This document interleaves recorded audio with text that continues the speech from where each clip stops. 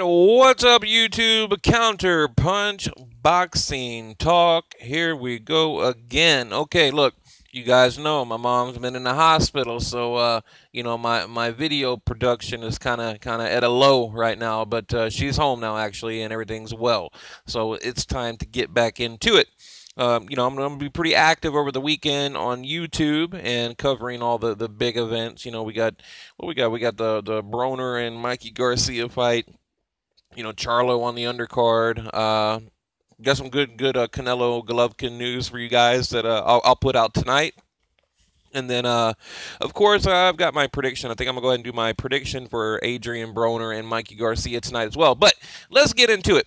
Okay, look, the video today is kind of like a gumbo video. I mean, I don't know if you guys even know what the hell gumbo is, but here in the South, we eat a lot of gumbo, a lot of chili. So it's a little bit of everything in a pot. So, I'm trying to catch up here. So I want to start out with, should Terence Crawford move up, okay? And then I'm gonna get into the boxing schedule too. So you guys stay tuned. There's a lot of really good boxing going on this weekend that I haven't heard anybody talking about. There's one fight that I'm excited for, and like I said, I haven't heard anyone even mention it. So I'll get to that in a minute, but first, I just want to touch on this because, like I said, we got the big, the undisputed unification fight coming up. Now, look, I've always been an advocate, outspoken. I said Terence Crawford needs to move up. Crawford holding the WBC, WBO, coming up about the fight. Julius indongo, IBF, WBA champ, and I said, yeah, he needs to move up. Especially after after his last win, I said, okay, that's enough. You know what I mean? Like, it's time for this dude to move the hell up after the Diaz fight. Okay.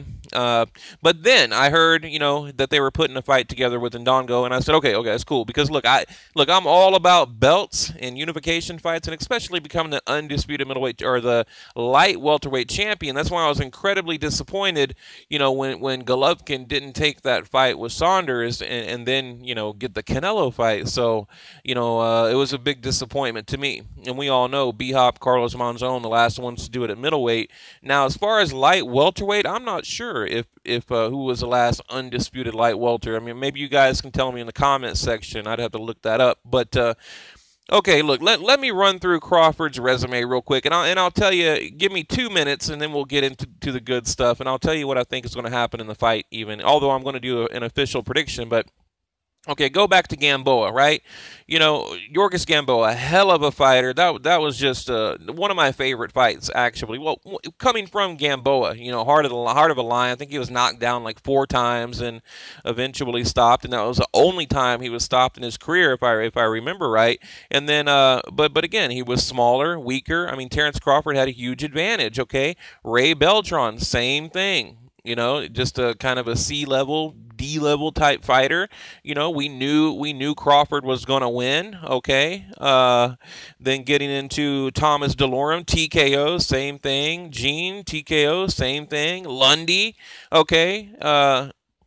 Now, the Victor Postal fight, I thought, okay, hey, you know what? Finally, Crawford's, he's taking a good fight here, and he won decisively. It was a unanimous decision. Freddie Roach in the corner, he won decisively, and, and I give him all the credit in the world, so that was a great win. To me, that was probably one of his best wins. I think it was his best win because, to me, it was an equal fight. It was an equal fight, but, was it Crawford being great, or was it Postal just being off? Maybe just that particular style, was awkward for him. I don't know. Maybe the southpaw thing. I'm not sure. But moving on. Okay, John Molina Jr., TKO. Now, come on, John Molina. Look, oh man, all these Al Heyman fighters. I think if I remember right, Lundy and Molina both fight for Al Heyman, but. I mean, a lot of those guys, man, they're gatekeepers. Like, well, why is Crawford fighting people like that? And then Diaz. Now, to be fair, Diaz was calling out Crawford in the media, for like over a year. And, he got beat. Got embarrassed. So, that's basically his resume. But if, like I said, if you look at it, it's always against lesser, smaller opponents that I mean, we know what's going to happen. We already know what's going to happen. Now, in the Julius Indongo fight, I'm not sure what's going to happen. Now, my I guess unofficial prediction would be a late stoppage by Crawford. Okay, because again, now although Julius, he does have the height and the reach, he's got what, 71.5 to a 70, and he's also 5'10.5" to a 5'8" Crawford, which I don't even know if I believe that, because when they're face to face, they almost look like the identical height. I mean, Julius Indongo is a little bit taller, but not much. You know what I mean? Not much. So I don't know. I don't know if Terence Crawford is 5'8", but definitely he needs to move up. Now, this is the last thing I'm going to touch on. But let me finish up with Julius Indongo, okay? I think this, other than Victor Postol, I think this is his toughest fight. But again, you got a lanky, I don't want to call him chinny because he's undefeated, but he just seems like he's just tailor-made for Terence Crawford. Yet again, like another tailor-made fighter. So what do you guys think? Look, here's the thing. Anytime you throw any kind of criticism on Crawford, people start immediately talking about Manny Pacquiao. Well, if Pacquiao quit ducking him, if Pacquiao taking Jeff Warren. Well, look, that was a political move on Bob Arum's part, and I think if Pacquiao had his way, he would fight Crawford. But Crawford's got to move up to welterweight. You don't have an icon come down to Omaha, Nebraska to light welterweight to your backyard. No. You do what Pacquiao did 8 different times. If you want to be great, you move up to welterweight and just, do 110% of what Pacquiao has done. So that's what you do. So I don't like how these people, claim it's like, how is Pacquiao ducking him? First of all, Pacquiao had no control over the Jeff Horn fight. And if you remember, Bob Arum said that there would be a Terence Crawford fight after the Jeff Horn fight. So I really think Bob Arum, he's really kind of ruining his own legacy here lately, but we'll see what happens. Now, imagine this. I'll end it here. Imagine this. Imagine if Julius Indongo beats Crawford, and then Pacquiao beats Julius Indongo, and Pacquiao retires the undisputed light welterweight champ of the world. Okay. Throwing it out there, all right? Throwing it out there. But, look, let's get on to just other quick news, right? On the undercard, you got Charlo. Now, look, man, I mean, I have, like, a gold mine, a fucking gold mine, like 10, 20 minutes away from my house. Like, I need to get down. I need to become more active at their gym. Okay, they train right around the corner from my house, and I mean, I go by there or whatever, but I need to get in there and build a good relationship with these guys because they're about to make it big, and that's kind of, as a reporter, that's what you want to do. You want to get in there and get to know these guys, and then you can kind of like follow them through their whole career. It'd be kind of like hooking up with Golovkin, during like a Gabriel Rosado fight, or maybe 2012, 2013. That's kind of where these guys are at. So I need to get in there and get some interviews and that kind of thing. But so yeah, but right here, now one thing I like. Well, let me back up a little bit. When I was covering the Premier Boxing Champion a couple months ago, I asked Charlo, Jermall Charlo. I asked him about the Gennady Golovkin fight, and he said, right now I'm not interested in that. He said, look, he told me back then. He said, and I told you guys, you can go back and listen to my other videos. I told you guys he was moving up. A lot of people didn't believe me. A lot of people said, no, he's not leaving. He's not leaving. Light middleweight. No. I said, okay, watch. He told me. He said, I want to move up, get a couple of fights, get comfortable, acclimate at that weight, and then he said after that, sure, I'd be up for a Golovkin fight. And I told you, and look, I've said it 100 times, I think the only guy out there right now that will give Gennady Golovkin real problems, other than maybe a Canelo Saunders, and that's a big maybe, okay? That's a big, I'm just saying, would be Charlo, okay? Jermall Charlo, okay? That'd be the only other one. Now, one thing I liked, okay, was look, let me read this to you real quick. Just, I like to throw shit in there, right? Okay, featherweight, lightweight, welterweight, middleweight, light heavyweight. They're comparing Sugar Ray Robinson to Mayweather. Okay, super featherweight, lightweight, welterweight, light middleweight.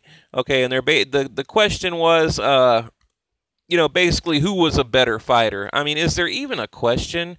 You got Sugar Ray Robinson with 200 fights. Is there even a question? Just want to throw that in there. But oh yeah, check out the new Gennady Golovkin shoes, rocking the shoes. Okay, let's see. I don't know why I got these pictures right here. Oh, y'all getting a sneak peek at my next video. Damn, where'd it go? Hang on. Close your eyes. Close your eyes, damn it. Let's see. Okay, right here. Okay, yeah. When they asked Charlo about Canelo, okay, let's get into Canelo Golovkin. He said, "I'm rocking with Triple G, right?" He said, "I'm rocking with Triple G right now because Canelo avoided us." Okay, he's referring to him and his twin brother, and he did. Canelo did. He said he has been avoiding me and my brother. He knows he was supposed to be at 154. He made up the Canelo catchweight, basically the 155, for like 2 years. He's like, I'm cool with that. So, stay at 160 because I got someone to chase you there too. Okay, Jermall said, referring to his brother Jermall.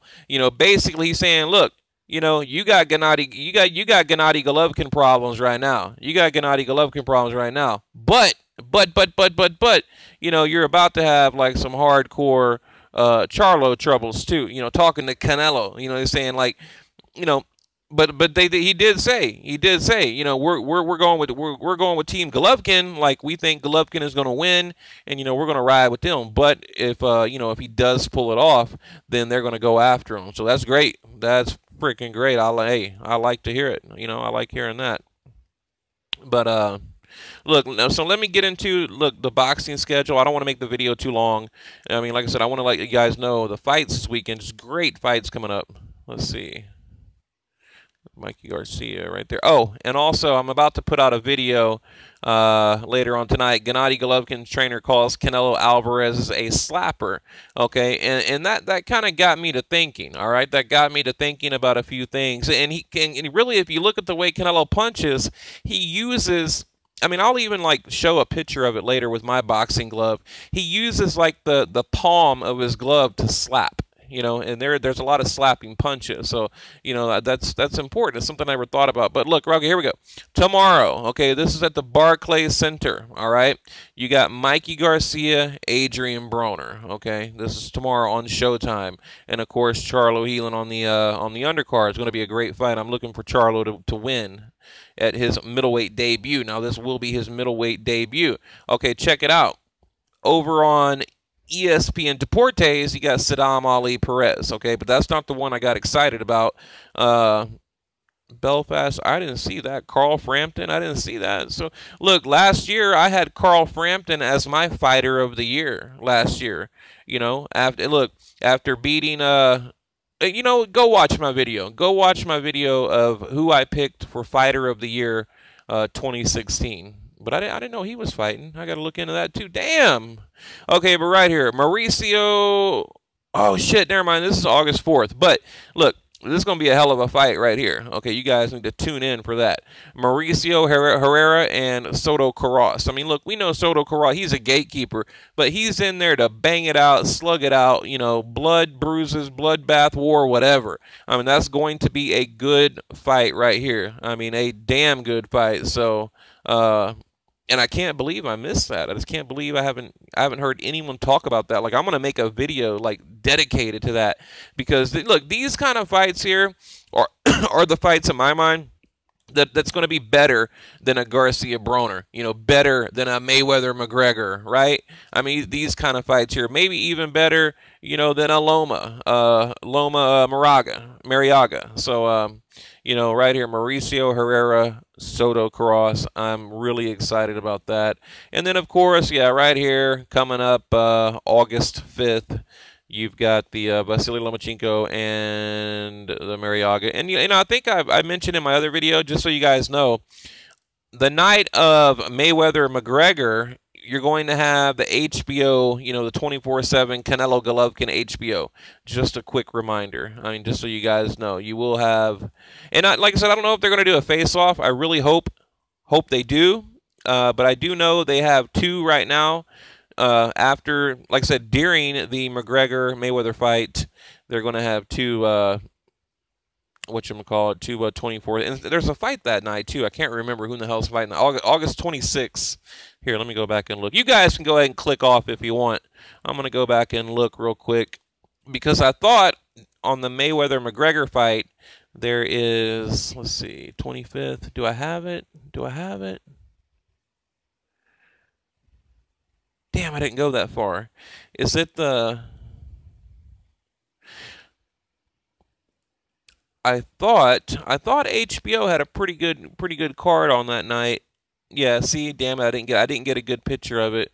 But right here, yeah, August 26th, HBO. They're gonna have a fight. Who is it? Loma? Who the hell? I don't know. That'd be ESPN. Anyway, I gotta look that up. But all right, guys, I'm gonna leave it at that. So, what do you think? I mean, should Crawford move up to welterweight after he becomes, undisputed middleweight champion? Because I'm pretty sure he will. But if he does, he's got to vacate. He's got to vacate. And number two. Is Pacquiao ducking Crawford? What do you think about that? And what are your thoughts on Charlo? I mean, we don't talk enough. We don't give those guys enough credit here on the channel. So I'm going to start building these guys up and talking about them and, give them the credit they deserve. I mean, if you're not a believer, go watch their videos. So, all right, guys, leave a comment below, and I will be back with another one.